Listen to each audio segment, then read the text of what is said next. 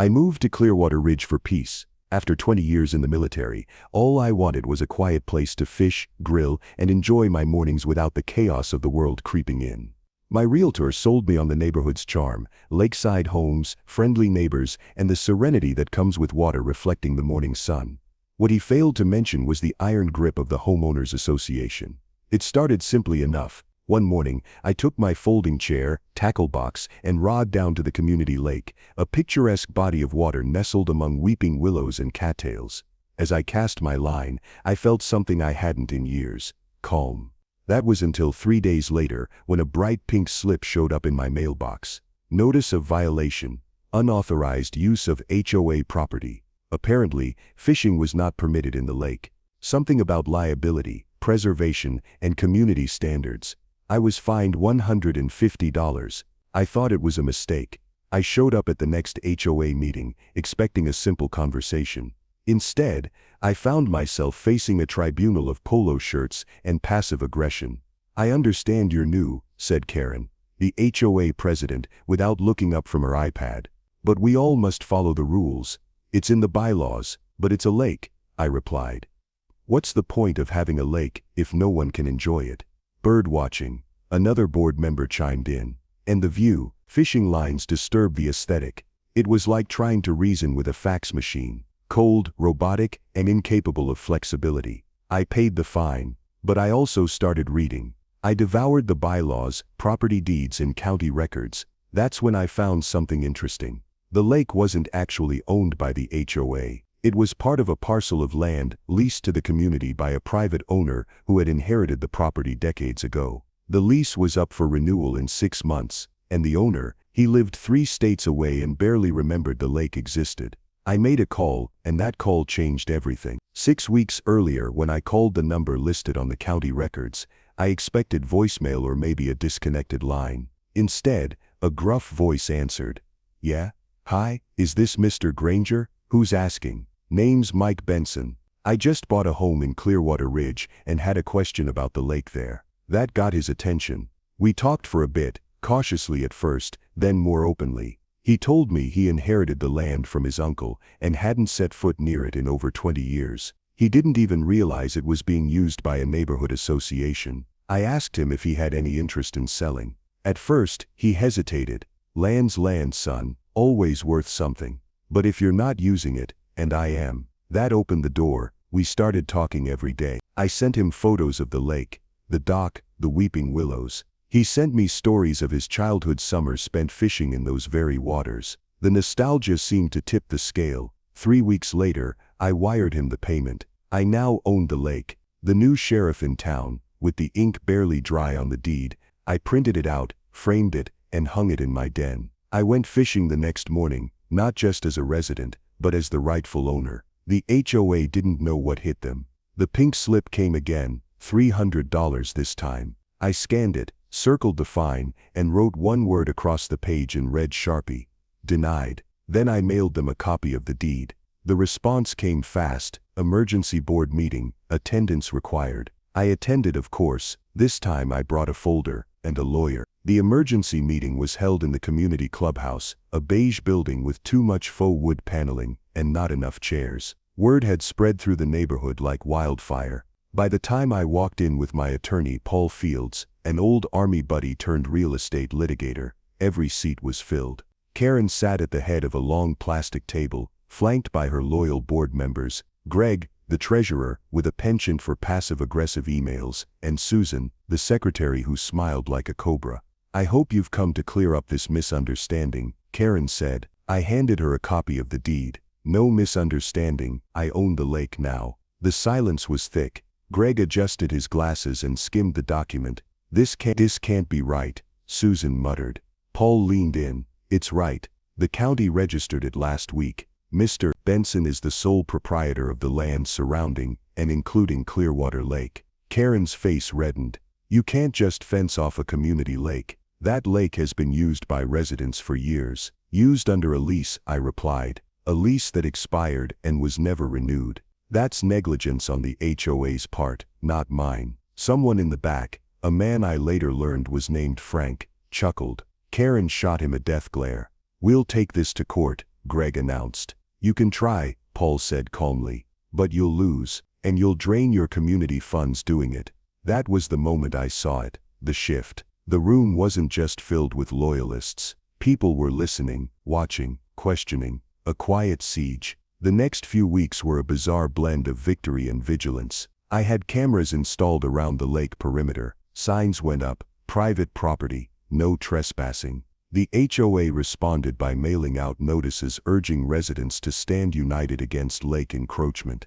Neighbors stopped me during walks, some angry, some curious, a few congratulatory. Is it true? Asked Mrs. Delgado from 2 doors down. You really own the lake now? Yup. What are you gonna do with it? Fish. One morning I found footprints by the dock and cigarette butts near my boat. Paul suggested I file a police report. I didn't, not yet. Instead I installed motion lights and a live security feed I could access from my phone. But it wasn't the trespassers that annoyed me, it was the petty revenge. Greg started reporting my lawn for minor infractions, unmowed patches, grass too long, improper garbage bin placement. I kept a spreadsheet and a camera log. Every infraction was answered with irrefutable evidence that no violation occurred. Meanwhile, Karen's HOA newsletter started featuring bizarre anecdotes about unneighborly behavior and property saboteurs. She never named me directly, but everyone knew. A new ally. Then came Rick. He showed up one evening with a 6-pack of beer and a story. Name's Rick Lawson, I live 3 houses down. Been here 10 years. You, my friend, are a legend. I offered him a chair. We cracked open beers and swapped stories. He told me about his war with the HOA, how they fined him for his daughter's lemonade stand, for using a non-approved fence style, and for leaving Christmas lights up until January 10th. I've had enough, Rick said. What you did, it's bold, and frankly, it's what this neighborhood needed. By the end of the night, Rick had an idea. What if we got more people involved, folks like me, people fed up with the HOA's power trip? Maybe we can make some changes. We started small, informal backyard meetups. At first it was just Rick and me, then Mrs. Delgado joined. Then Frank, the chuckler from the meeting. Then 2 more families. We called ourselves the Clearwater Coalition. We weren't out to burn it all down, just take back control. The HOA strikes back word got out. Karen, of course, labeled us troublemakers. She sent cease and desist letters to Rick and Frank for defamatory speech. Susan warned that forming an unauthorized assembly violated HOA policy. We laughed. Then things turned dark. Rick found a dead squirrel nailed to his mailbox. My security cameras caught someone spray painting Lake Thief on my dock.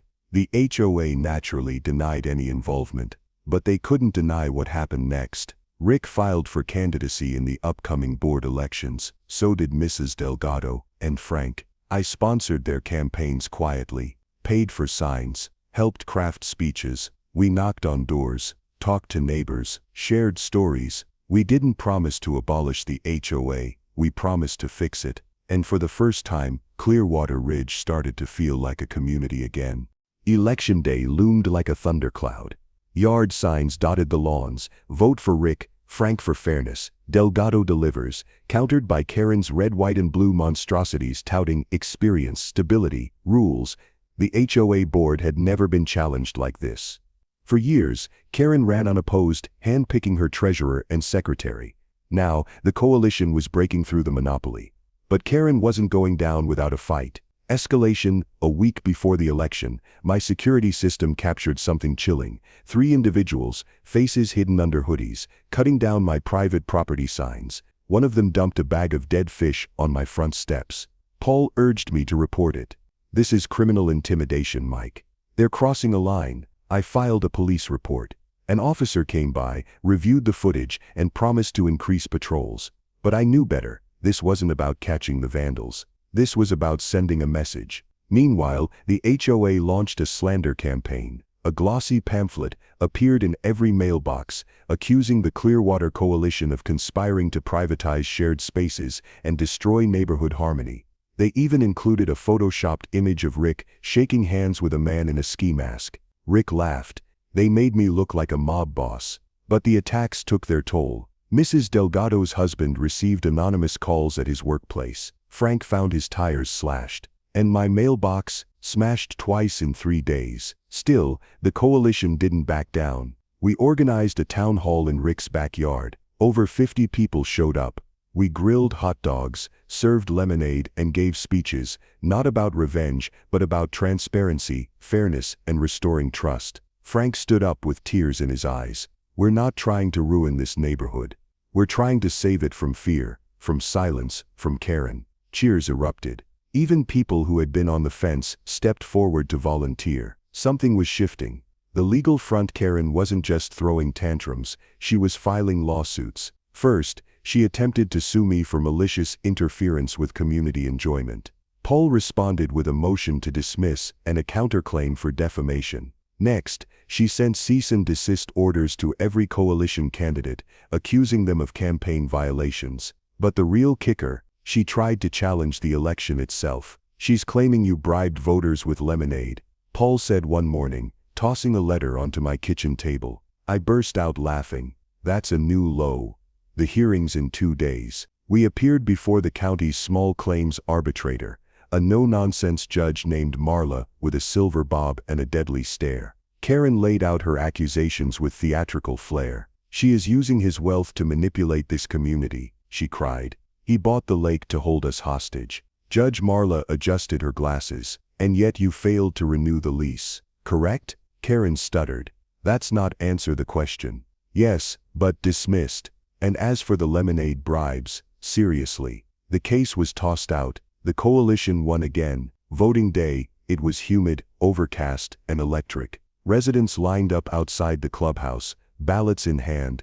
The air buzzed with tension, murmurs, side eyes, and handshakes. Karen and her cronies stood near the entrance, handing out last-minute flyers. Rick, Frank, and Mrs. Delgado stood quietly under a canopy, greeting neighbors, offering water bottles. As the day dragged on, the lines got longer. By 4 p.m., 137 votes had been cast, the highest turnout in HOA history. At 7 p.m., the polls closed. Volunteers counted for over an hour. We stood outside in a semicircle, watching the lights flicker in the clubhouse windows. Finally, a woman in a blue blouse stepped out with a clipboard. Results are in. She paused. For treasurer, Greg was defeated. Frank Miller is your new treasurer. Cheers. For secretary, Susan lost by 22 votes. Mrs. Delgado wins. Louder cheers. For president, silence. A few held their breath. Karen received 59 votes. Rick Lawson received 78. Rick is your new HOA president. The eruption was thunderous. Applause, whistles, even a few tears. Rick looked stunned, then determined. He shook hands, hugged his wife, and walked up the clubhouse steps to address the crowd. No more intimidation, no more secret fines. We're going to rebuild this HOA from the ground up. Together. I stood in the back, quiet, satisfied. I didn't want power, I had the lake. But now, the community had something better. Freedom. Karen didn't take her defeat quietly. Just days after Rick was sworn in, we received word she'd filed a federal lawsuit against the newly elected HOA board, the coalition members, myself included, and incredibly, the county, for what she claimed was a coordinated conspiracy to unseat her and destabilize residential governance. She's completely lost it, Paul muttered, scanning the complaint. It's over 200 pages, I said, flipping through the printout. Rambling, unhinged. No court will touch this. He was right. Within 3 weeks, the federal judge dismissed the suit with prejudice. Still, Karen wasn't done. She refused to vacate the HOA office. One morning, she chained herself to her old desk, live-streaming a tearful monologue about betrayal, injustice, and the death of American neighborhoods. The live stream was shared widely, for all the wrong reasons. I haven't laughed that hard in a long time, Rick told me after watching the clip go viral. She's become a meme, turning the tide with the board in new hands, and Karen finally ousted. Clearwater Ridge entered a healing phase. The coalition's first move was to repeal a mountain of arbitrary rules, lawn inspection quotas, mailbox color codes, bans on outdoor grilling. Next came transparency. Rick opened board meetings to all residents and streamed them online. Budget allocations were posted monthly. Fines required photographic evidence and community vote. Within weeks, tension in the neighborhood dropped like a stone. But the lake remained my domain. I started hosting monthly fishing Fridays, open to the whole community, invitation only. The first event drew over 60 neighbors. We grilled, we fished, we laughed. Even people who had once signed Karen's petitions now shook my hand and thanked me. "You saved this place," one elderly veteran told me. "We just didn't realize how bad it had gotten." I'd added picnic tables, a small dock extension, and even a canoe launch. The lake, once a battleground, became a sanctuary. Karen's exit eventually. Karen moved out. Her house sat on the market for months until she finally sold it at a loss. I heard she relocated to a gated retirement community in Arizona, one with a notoriously strict HOA. The irony wasn't lost on anyone. Her departure marked a true end to the chaos. But the lessons stayed. I met with Rick, Frank, and Mrs. Delgado one evening on the dock, watching the sun slip behind the trees. "This started because of a $50 fishing fine," I said. Rick chuckled, "and ended with us taking back our homes." "I still can't believe you bought the lake," Mrs. Delgado said. "Best investment I ever made," I said. "Not just in land, but in community." We sat in silence for a moment, the sound of crickets rising. Epilogue. The legacy of the lake. Over the next year, Clearwater Ridge transformed. New families moved in, drawn by the community's reputation for openness and calm. Property values rose. Residents formed real clubs, gardening, kayaking, even a weekly storytelling circle on the dock. One spring afternoon, a boy about 10 years old approached me at the lake. "Mr. Benson, is it true you used to be the enemy of the HOA?" I laughed. "That's one way to put it. And now you own the lake." "Sure do." He stared out over the water. "That's so cool." Cool wasn't the word I would have used. Vindicated, maybe, or fulfilled, or free. Because sometimes the only way to beat a rigged system is to buy the whole damn board.